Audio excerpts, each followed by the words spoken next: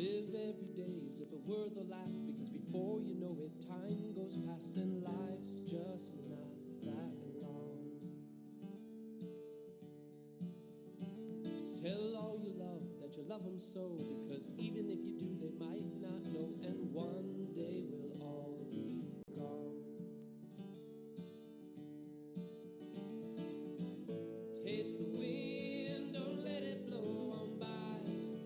Sing songs of love, let the music get you high. And when it's said and done, you'll know the sun will shine. I enjoy being strongly sexually attracted to certain men. Much more to a man's body than his cock and his face. Much more to a man than his body. My attraction for him never guarantees his attraction for me. I aim to be friends with any man, any woman who sincerely wants my friendship. But I aim to flirt only with men I'm sexually attracted to. I aim to flirt only with men I'm quite sure will not get mean and crazy, even if I find out they are not sexually attracted to me or to any man. I aim to respect his right to say no. I do not want to be a pest to any man, no matter how attracted I am to him. I aim not to beg if his answer is no. I aim not to chase if his answer is no. I aim not to pout if his answer is no. I treasure hot sex, passionate romance with certain men, but I will not, for any man on earth, change my refusal to pay federal income tax for U.S. wars and nuclear bombs. I treasure hot sex and passionate romance with certain men, but I will not, for any man on earth, change my living simply and my owning no car. I treasure hot sex, passionate romance with certain men, but I will not, for any man on earth, change my eating only healthy, raw plant foods, my naked body freedom, and my drinking no booze. My favorite contact sport is affectionate hot sex and cuddling, naked and sober, with men I'm attracted to and who are attracted to me. Men who have no shame, no guilt about making love with men. Why is a photo of two men, boxers, painfully beating and bruising and brain injuring each other considered okay in the sports section of U.S. newspapers? But a photo of two men passionately pleasuring each other in affectionate sex would be absolutely forbidden as obscene in those same newspapers. Imagine a world where violence between men has no fans. Imagine a world where passionate sex and romance between men is celebrated by all people, men and women. Eat lots of raw, dark, leafy greens. Calitas, which in English is lamb's quarter or wild spinach, kale, collards, parsley, alfalfa, red clover, Lots of raw, dark, leafy greens. Eat them in a salad or in a blended smoothie with apples or other fruit. Raw, dark, leafy greens remove poisons from our liver. They rejuvenate our liver. Raw, dark, leafy greens fight bad germs in our bodies, especially in our intestines. And they benefit our intestines' good germs. Raw leafy greens are high in protein for strength and bodybuilding. Raw leafy greens help constipation by stimulating the intestines. Raw leafy greens help arthritis and reduce pain. Raw leafy greens help sore throat, stomach ulcers, all skin infections. Raw leafy greens help our vision and help sores to heal. Raw leafy greens help prevent and treat diabetes. Raw leafy greens reduce high blood pressure. Raw leafy greens relieve nervousness. And again, raw leafy greens are colitis in English, lamb's quarter or wild spinach, kale, collards, parsley, alfalfa, red clover. Raw leafy greens prevent cancer. Raw leafy greens give us better sleep. Raw leafy greens make our bodies more flexible, strengthen our hearts, build blood, and benefit anemia. Raw leafy greens improve varicose veins. Raw leafy greens are high in vitamin C, oxygen, calcium, potassium, magnesium, beta-carotene for vitamin A. You don't have to eat any dairy products to get enough calcium. Eat lots of raw, dark, leafy greens.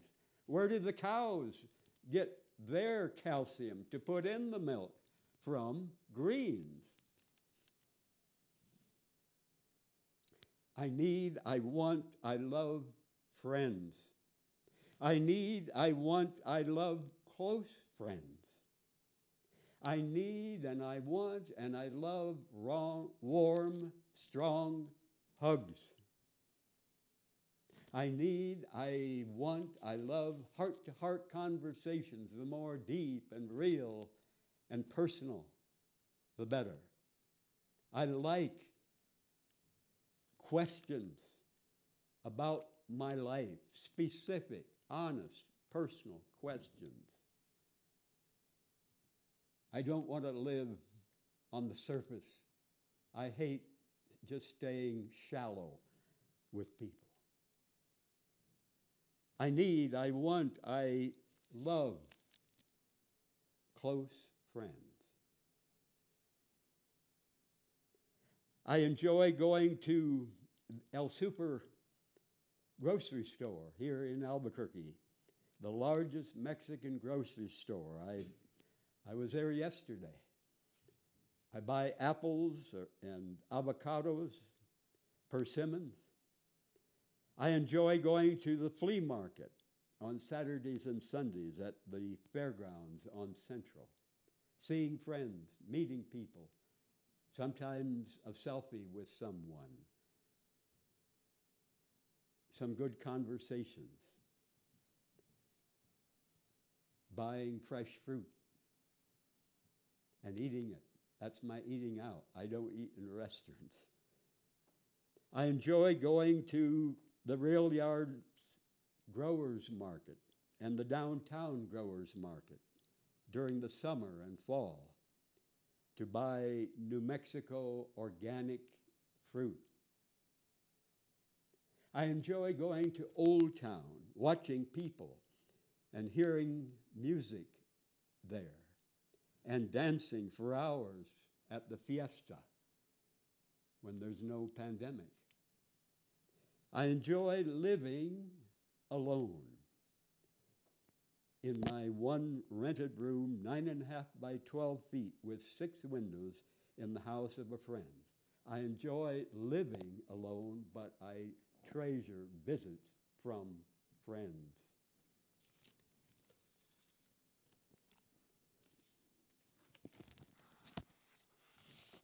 And now I'm reading from the powerful book, An Indigenous People's History of the United States by Roxanne Dunbar Ortiz. I heard her speak some years ago at UNM. This is an amazing book. I know of no better book on the subject of how white people and the U.S. government stole the lands of Native Americans, and about how white people and the U.S. government mass murdered Native Americans. And this book is in the library, An Indigenous People's History of the United States. After one massacre of Native Americans, the white Puritan religious William Bradford wrote, "Those that escaped the fire was slain with the sword," talking about Native Americans. "Some hewed to pieces, others run through with their rapiers, so as they were quickly dispatched and very few escaped. It was a fearful sight to see them frying in the fire, and the streams of blood quenching the same, and horrible was the stink and scent thereof. But," he says, "the victory seemed a sweet sacrifice, and they gave the prayers thereof to God, who had wrought so wonderfully for them," the white people, "thus to enclose their enemies in their hands, and to give them so speedy a victory over so proud and insulting an enemy." Talk about evil religion.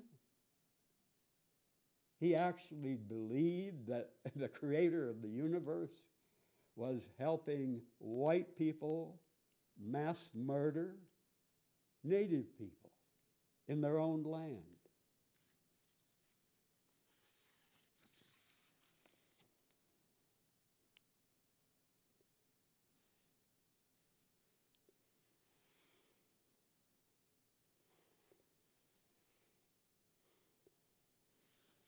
I'll find it pretty soon here. The next passage. "During the month-long, one-sided battle of annihilation, the British razed or destroyed 15 towns of Native Americans and burned 1,400 acres of corn. 5,000 Cherokees were made homeless refugees, and the number of deaths remained uncounted. Another weapon of war was alcohol, even back then, accelerating in the 18th century, in other words, the 1700s. In 1754, a Catawba leader, a native leader known as King Hegler by English colonists, petitioned the North Carolina authorities.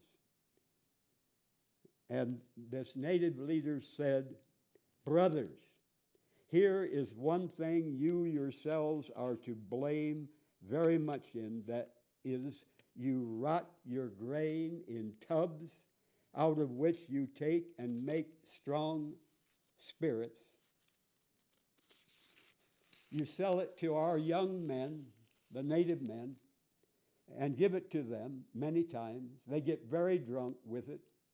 And this is the very cause that they oftentimes commit those crimes that is offensive to you and us, and all through the effect of that drink. It's also very bad for our people, for it rots their guts and causes our men to get very sick. And many of our people has lately died by the effects of that strong drink. And I heartily wish you would do something to prevent your people from daring to sell or give them, the native people, any of that strong drink upon any consideration whatever, for that will be a great means of our being free from being accused of those crimes that is committed by our young men, and will prevent many of the abuses that is done by them through the effect of that strong drink. King Hagler, this native leader, Catawba leader, continued to petition for years for an embargo on liquor without succeeding. The whites continued to slowly poison and make crazy native people with the damn booze.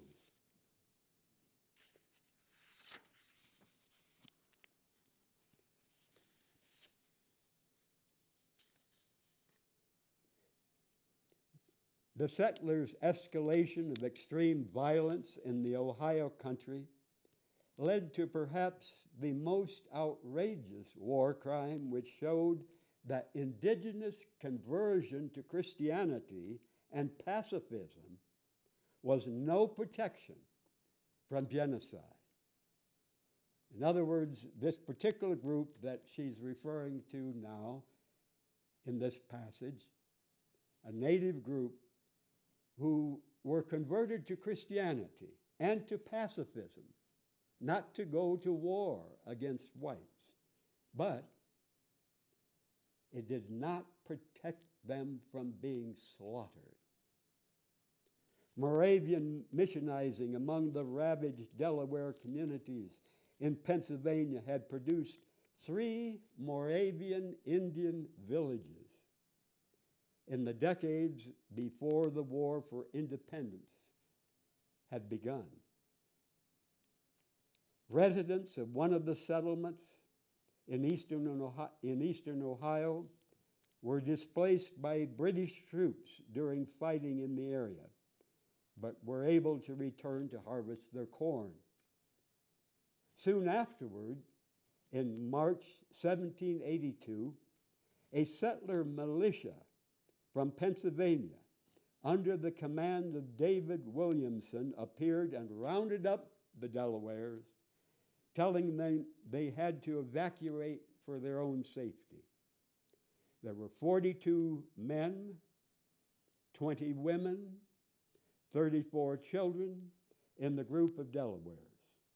The militiamen searched their belongings to confiscate anything that could be used as a weapon, and then announced that they were all to be killed, accusing them of having given refuge to Delawares who had killed white people. They were also accused of stealing the household items and tools they possessed, because such items should only belong to white people. Condemned to death, the Delawares spent the night praying as they were taught by missionaries and singing hymns. In the morning, Williamson's men marched over 90 people in pairs into 2 houses and methodically slaughtered them. One killer bragged that he personally had bludgeoned 14 victims with a cooper's mallet, which he had taken, which he had then handed to an accomplice. He said, "My arm fails me. Go on with the work." This action set a new bar for violence, and atrocities that followed routinely surpassed even that atrocity. A year earlier, the Delaware leader had expressed a group of Christianized Delaware Indians, saying that he had known some good white men, but that the good ones were small in number.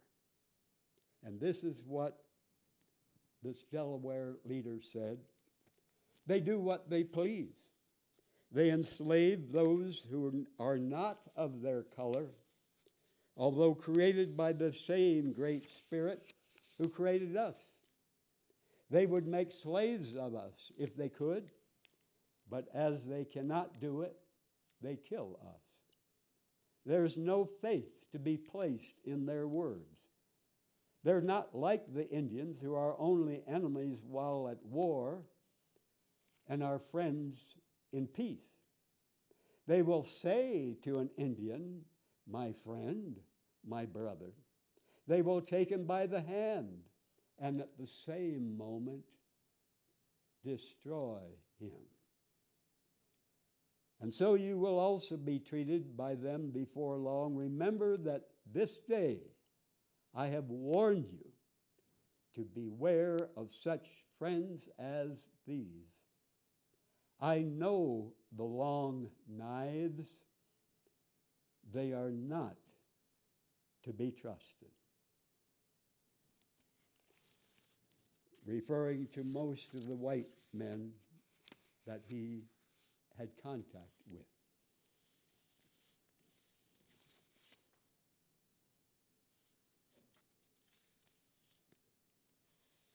Here is something I certainly never remember learning in school.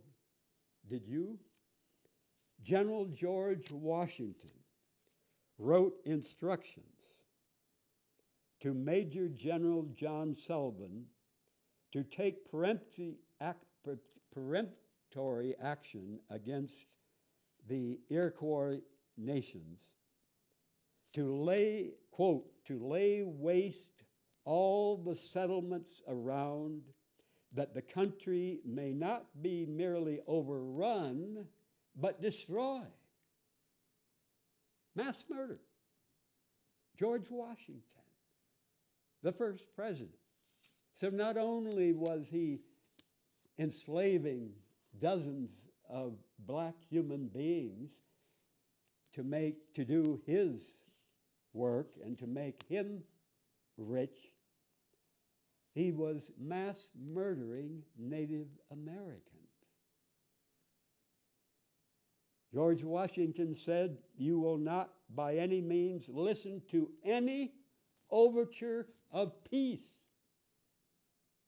If the native people say, 'Please, let's make peace,' oh no," says George Washington, "before the total ruin of their settlements is effected. Complete mass murder. Our future security will be in their inability to injure us.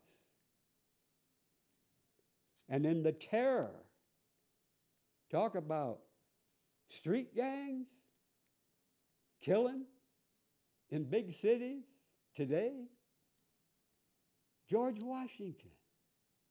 "And in the terror with which the severity of the chastisement they receive will inspire them."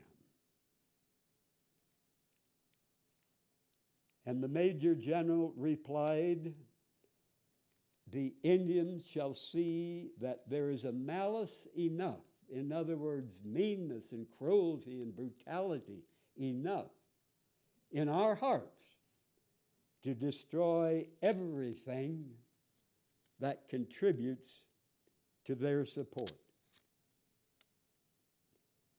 And by 1779, the Continental Congress had decided to start with the Senecas. 3 armies were mustered to scorch the earth across New York and converge at Tioga, the principal Seneca town in what is now northern Pennsylvania. Their orders were to wipe out the Senecas and any other indigenous nation that opposed their separatist project, burning and looting all the villages, destroying the food supply, turning the inhabitants into homeless refugees. The separatist governments of the New York and Pennsylvania colonies offered rangers for the project, and in an incentive for enlistment for this mass destruction campaign of Native Americans, the Pennsylvania Assembly authorized a bounty on Seneca scalps. The white people in the Pennsylvania legislature authorized a bounty on Seneca scalps with no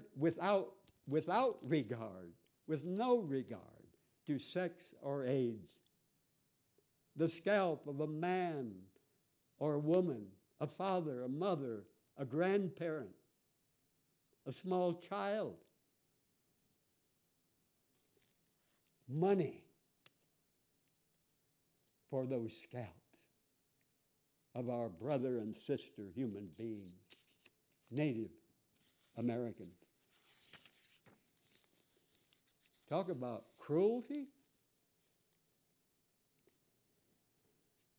Martin Luther King Jr. said, "Our nation was born in genocide, mass murder of a people. We're perhaps the only nation," he said, "in which tried, as a matter of national policy, to wipe out its indigenous population, its native people. Moreover, we elevated that tragic experience into a noble crusade, saying this was good, this was right, this was ordained by God, the creator of the universe." What despicable, hellish religion. Martin Luther King Jr. said, "Indeed, even today, we have not permitted ourselves to reject or feel remorse, to feel regret for this shameful episode."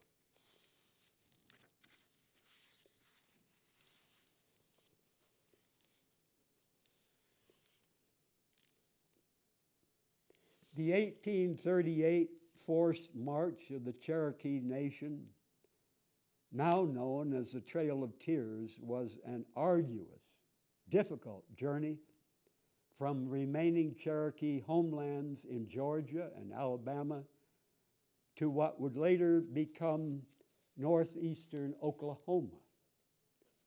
And after the Civil War, journalist James Mooney, a white man, interviewed people who had been involved in the forced removal.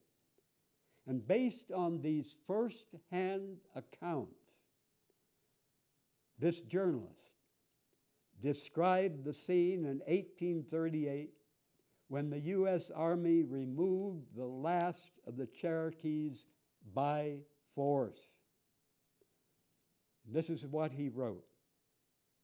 Under General Winfield Scott's orders, the troops were disposed at various points throughout the Cherokee country, where stockade forts were erected for gathering in and holding the Indians preparatory to removal. From these, squads of troops were sent to search out with rifle and bayonet every small cabin hidden away in the coves or by sides of mountain streams, to seize and bring in as prisoners all the occupants, however or wherever they might be found. Families at dinner were startled by the sudden gleam of bayonets in the doorway and rose up to be driven with blows and oaths along the weary miles of trail that led to the stockade. Men were seized in their fields or going along the road. Women were taken from their wheels and children from their play. In many cases, on turning for one last look, as they crossed the ridge, they saw their home in flames, fired by the lawless rabble, the white people that followed on the heels of the soldiers to loot and pillage, to steal. So keen were these outlaws on the scene that in some instances they were driving off the cattle and other stock of the Indians almost before the soldiers had fairly started their owners in the other direction. Systematic hunts were made by the same men for Indian graves, to rob them of the silver pendants and other valuables deposited with the dead. A Georgia volunteer, afterward a colonel in the Confederate service, said, now get this is what a white man said about this horrible attack on the Cherokees, driving them from their homes, stealing their possessions, burning their homes. This white man said, I fought through the Civil War and have seen men shot to pieces and slaughtered by thousands, but the Cherokee removal was the cruelest work I ever knew. Testimonies from white people themselves about the evil. Half of the 16,000 Cherokee men, women, and children who were rounded up and forced marched in the dead of winter out of their country perished on the journey. Half of the 16,000, about 8,000 of the men, women, children, Cherokees died on that journey. The Muskogees and Seminoles suffered similar death rates in their forced transfer, while the Chickasaws and Choctaws lost around 15% of their people en route. An eyewitness by Alexis de Tocqueville, the French observer of the day, captures one of thousands of similar scenes in the forced deportation of the indigenous people from the southeast, the native people from southeastern United States. And here is what this French white man says. I saw with my own eyes several of the cases of misery which I've been describing, and I was the witness of suffering which I have not the power to portray. At the end of the year 1831, whilst I was on the left bank of the Mississippi at a place named by Europeans Memphis, there arrived a numerous band of Choctaws. These savages, unfortunately, he used that word, despicable, to talk about the natives. These savages had left their country and were endeavoring to gain the right bank of the Mississippi, where they hoped to find an asylum which had been promised them by the American government.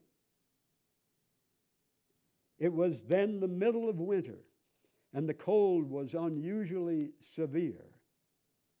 The snow had frozen hard upon the ground, and the river was drifting huge masses of ice. The Indians had their families with them, and they brought in their train the wounded and sick, with children newly born and old men upon the verge of death. They possessed neither tents nor wagons, but only their arms and some provisions. I saw them embark to pass the mighty river, and never will that solemn spectacle fade from my remembrance. No cry, no sob was heard among the assembled crowd. All were silent. Their calamities were of ancient date. They had been suffering a long time under the severe oppression of whites. And they knew that there was no remedy. The Indians had all stepped into the bark, a boat, which was to carry them across, but their dogs remained upon the bank. And as soon as these animals perceived that their masters were finally leaving the shore, they set up a dismal howl, and plunging all together into the icy waters of the Mississippi, they swam after the boat. In his biography of Andrew Jackson, who delighted in being an Indian killer, Rogan points out that this was no endgame. Quote, the dispossession of the Indians did not happen once and for all in the beginning. America was continually beginning again on the frontier. And as it expanded across the continent, it killed, removed, drove into extinction one tribe after another.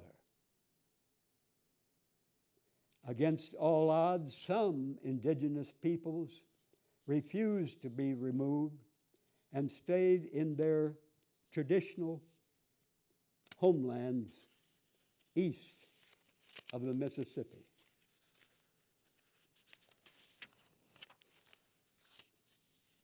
Months ago on this program, I read some of Walt Whitman's beautiful poems about his strong romantic love for men.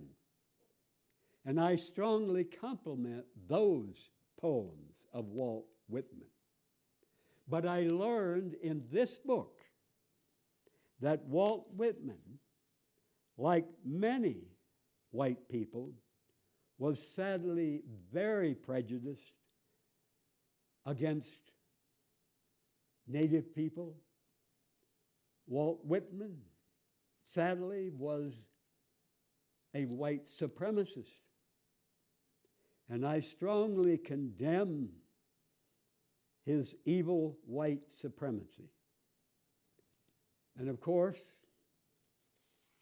the truth is that all of us as individuals can be so right on some things as Walt Whitman was on his strong romantic love for men, and we can be so very wrong on other things as Walt Whitman was on white supremacy toward Native people.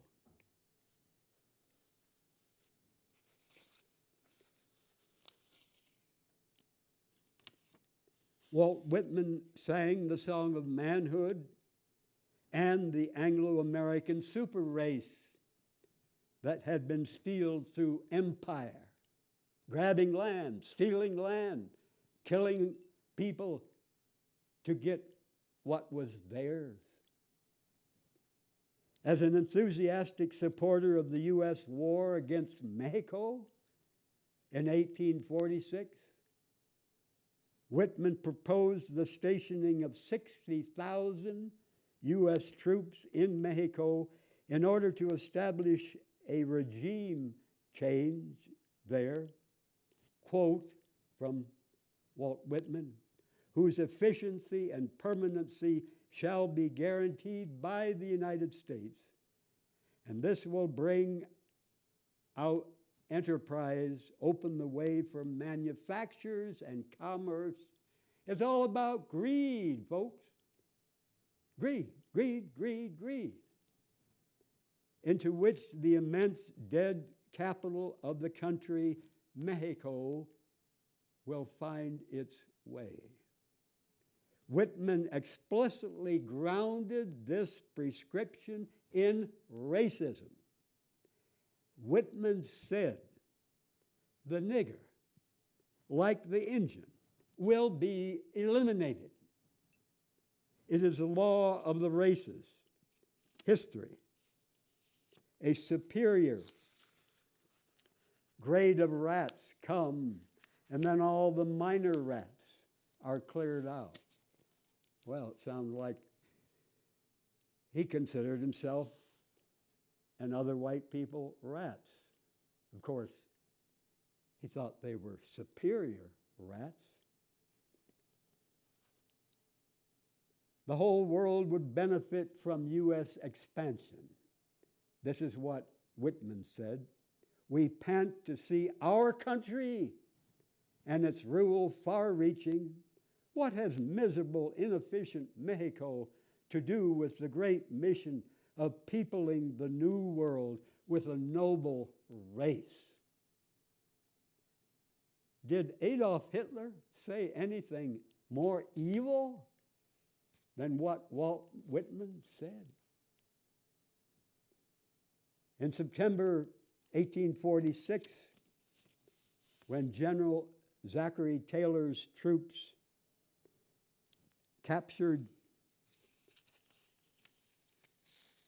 Monterrey, Whitman hailed it as another clinching, and these are his words, another clinching proof of the indomitable energy of the Anglo-Saxon, in other words, the white character.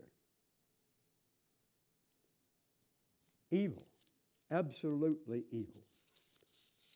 And I learned it in this book, An Indigenous People's History of the United States, a Native American people's history, telling the rest of the story that most of us never learned in school and never learned from movies or television.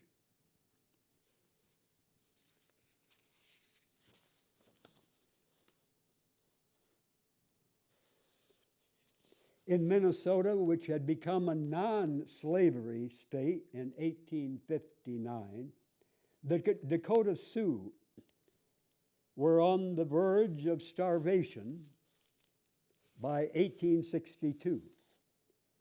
And when they mounted an uprising to drive out the mostly German and Scandinavian settlers, Union Army troops crushed the revolt, slaughtering Dakota civilians and rounding up several hundred men. These people were starving. They were desperate. 300 prisoners were sentenced to death. But upon Abraham Lincoln's orders to reduce the numbers, 38 were selected at random of these Native Americans, these Sioux Indians to die in the largest mass hanging in U.S. history. Abraham Lincoln ordered that. The largest mass hanging in U.S. history. 38 Sioux men. Why don't they tell us the full truth? In school and in the media.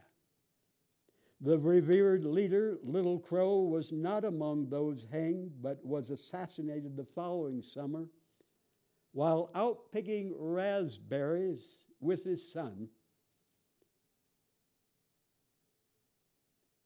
The assassin, a settler farmer, a white man, collected a $500 bounty.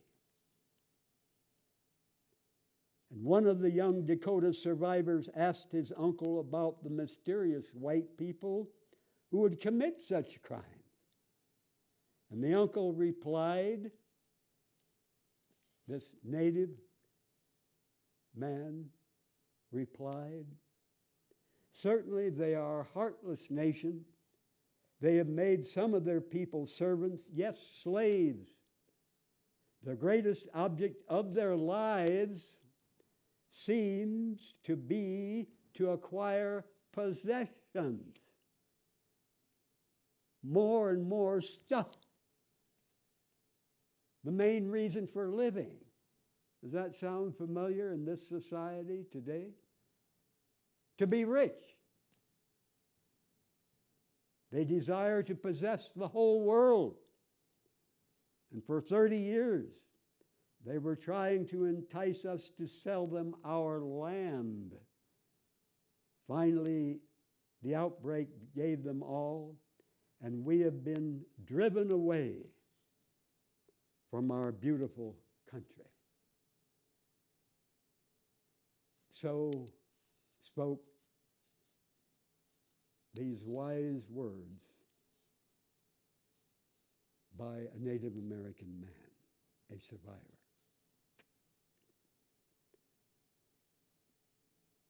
By 1861, displaced and captive Cheyennes and Arapahoes under the leadership of the great peace seeker, Black Kettle was his name, were incarcerated in a U.S. military reservation called Sand Creek, near Fort Lyon in southeastern Colorado. They camped under a white flag of truce and had federal permission to hunt buffalo to feed themselves.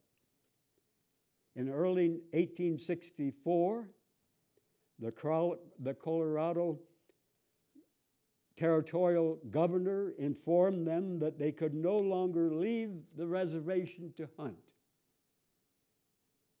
What were they supposed to eat? And despite their compliance with the order, they obeyed the order. On November 29, 1864, a white man took 700 Colorado volunteers to the reservation, and without provocation or warning, no good reason, and no warning to these native people, they attacked, leaving dead 105 women and children and 28 men. And even the federal commissioner of Indian Affairs, a white man, denounced the action, saying that the people had been, quote, butchered in cold blood by troops in the service of the United States. Freedom? Democracy? Human rights? Hell no. In its 1865 investigation,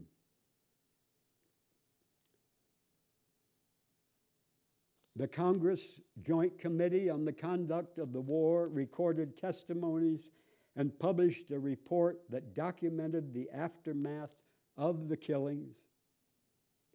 When this white man and his volunteers burned teepees, stole horses, and worse, after the smoke had cleared, they had returned and finished off the few survivors while scalping and mutilating the corpses, women and men, young and old, children, babies. And then these white men decorated their weapons and their caps with body parts, fetuses, penises, breasts, vulvas, and in the words of Acoma poet Simon Ortiz, stuck them on their hats to dry, their fingers greasy and slick. And once back in Denver, they displayed the trophies to the adoring public. These killers who chopped off parts of bodies of other human beings to celebrate the mass murder. Instead of being ashamed and repenting of their evil, they took them to Denver, and the public adored this evil. In the Apollo Theater and in saloons. And yet, despite the detailed report of the deeds, neither this white commander nor any of his men were reprimanded or prosecuted, signaling a free field for killing.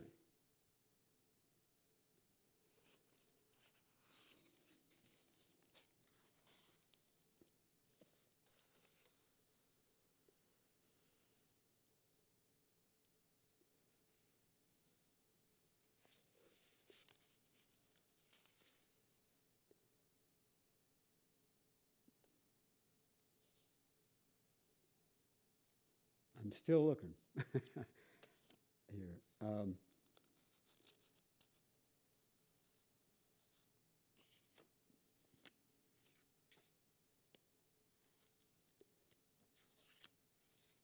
In a letter to Grant in 1867, Sherman, who was a man of war, wrote, "We're not going to let a few thieving, ragged Indians stop the progress of the railroads."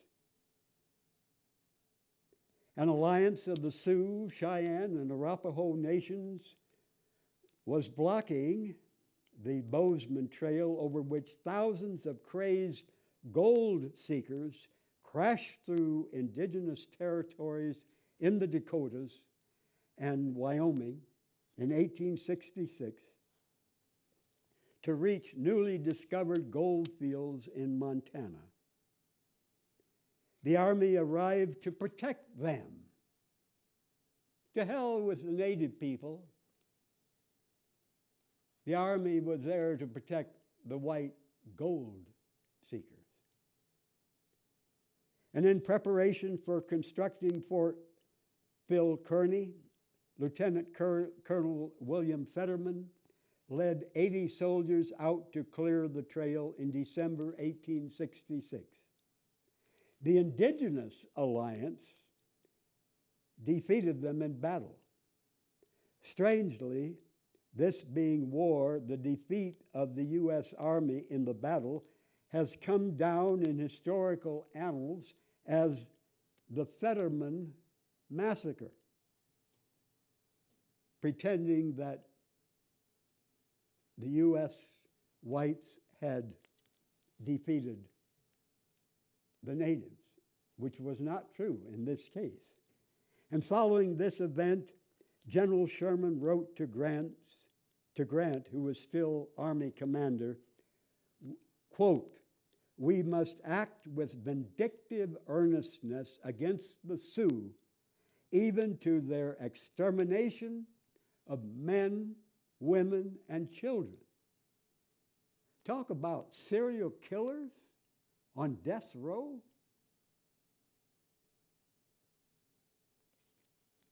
Sherman made it clear that during an assault, the soldiers cannot pause to distinguish between male and female or even discriminate as to age.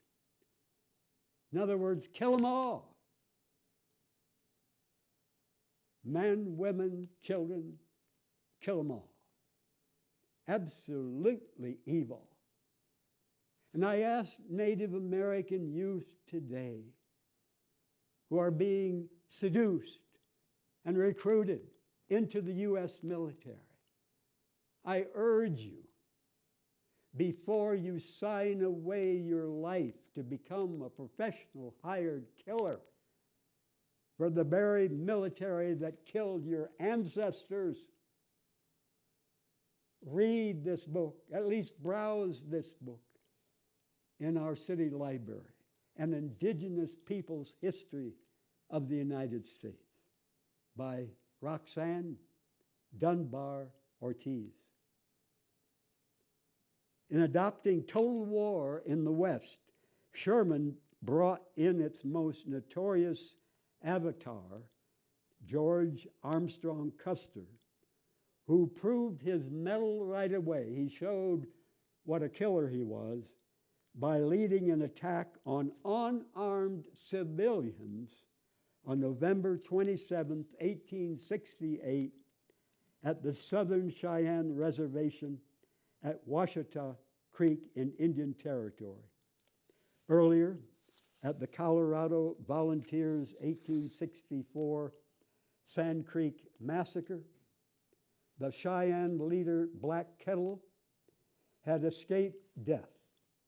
He and other Cheyenne survivors were then forced to leave Colorado Territory for a reservation in Indian Territory.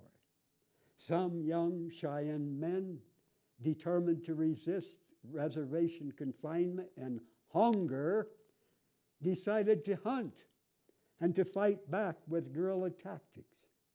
Since the army was rarely able to capture them, Custer resorted to total war, murdering the incarcerated native mothers, wives, children, and old people. And when Black Kettle received word from indigenous spies, native spies, within the army ranks, that the mounted troops of the 7th Cavalry were leaving their fort and headed for the Washita Reservation, Black Kettle and his wife rode out at dawn in a snowstorm, unarmed, no weapons, to attempt to talk with Custer, this white killer, and assure him that no resistors were present on the reservation. Upon Black Kettle's approaching the troops with a hoisted white flag, no weapon, wanting to talk, Custer ordered the soldiers to fire, and a moment later, Black Kettle and his wife lay dead. All told, the 7th Cavalry murdered over 100 Cheyenne women and children that day, taking bloody trophies from their bodies afterward. Imagine if the truth were told to every student in every school in this country. Good night. Live every day as if it were the last, because before you know it, time goes past and life's just not that long. Tell all you love that you love them so, because even if you do, they might not know, and one day we'll